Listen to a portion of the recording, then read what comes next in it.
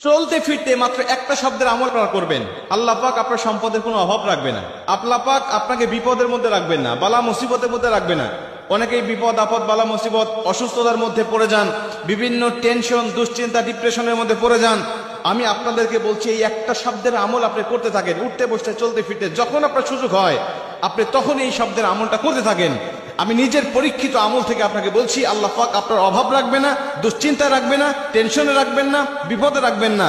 আল্লাহ পাক আপনাকে এতটা উত্তম জীবন ব্যবস্থা দান করবে যেটা দেখে আপনি সন্তুষ্ট হয়ে যাবেন। অনেকে আছেন লেখাপড়া শেষ করেছেন, চাকরি পান না, চাকরির জন্য আপনারা ধন্য হয়ে খুঁজতেছেন, একটা চাকরি পাইলে আপনার জীবনটা সুখময় হবে। আমি বলছি আপনি এই আমলটা করেন। অনেকে আছেন ব্যবসা বাণিজ্য করে, বারবার ধরা খেয়ে যায়, ব্যবসা বাণিজ্যে কোনো বরকত হয় না, ব্যবসা বাণিজ্যে সে লাভবান হতে পারতেছে না। আমি বলি আপনি এই আমলটা করেন। যে যে পজিশনের মধ্যে অসুখে আছেন, যে যে পজিশনের মধ্যে দুঃখে আছেন, ওই পজিশন থেকে আমলটা আপনি করতে থাকেন, এই নিয়তটা করে আল্লাহ পাকের কাছে আল্লাহ পাক অবশ্যই আপনাকে এমন কিছু দিবেন যেটা দেখে আপনি সন্তুষ্ট হয়ে যাবেন, রবের প্রতি শুকরিয়া আপনার বেড়ে যাবে, রবের কদমে সেজদা দিতে আপনার মন চাইবে।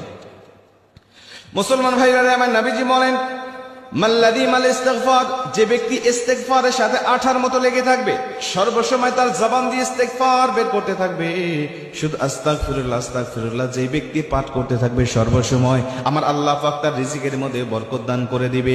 আমার আল্লাহ পাক তাকে অবশ্যই এত ভালো কিছু দান করবে যেটা তার জীবনটাকে সুখময় শান্তিময় করে দিবে। আমার আল্লাহ তার অশান্তি, ডিপ্রেশন, চিন্তা ভাবনা দূর করে দিবে।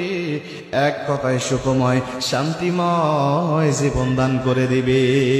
সুখময় শান্তিময় আল্লাহ পাক আপনাকে জীবন দান করে দিবে যদি আপনি ইস্তিগফারের আমল করতে পারেন। সর্বসময় আস্তাগফিরুল্লাহ আস্তাগফিরুল্লাহ আস্তাগফিরুল্লাহ আস্তাগফিরুল্লাহ রাব্বি মিন কুল্লি যামবি ওয়া আতুবু ইলাইহি লা হাওলা ওয়া লা কুওয়াতা ইল্লা বিল্লাহিল আলিয়্যিল আযীম। পুরাটা যদি আপনি নাও পড়তে পারেন, শুধু আস্তাগফিরুল্লাহ পড়তে পারলেও আপনার অনেক ফজিলত হবে। নবীজি বলছেন, কমপক্ষে 5টা ফজিলত আস্তাগফিরুল্লাহ, শুধু ইস্তিগফার আস্তাগফিরুল্লাহ আস্তাগফিরুল্লাহ পড়ার কারণে তার আল্লাহ পাক সঙ্গে সঙ্গে দান করে দেয়। 1 নম্বরে তাকে আল্লাহ পাক রিজিকের অভাব দূর করে দেয়। 2 নম্বরে আল্লাহ পাক তাকে মুস্তাজাবুদ দাওয়া বানিয়ে দেয়।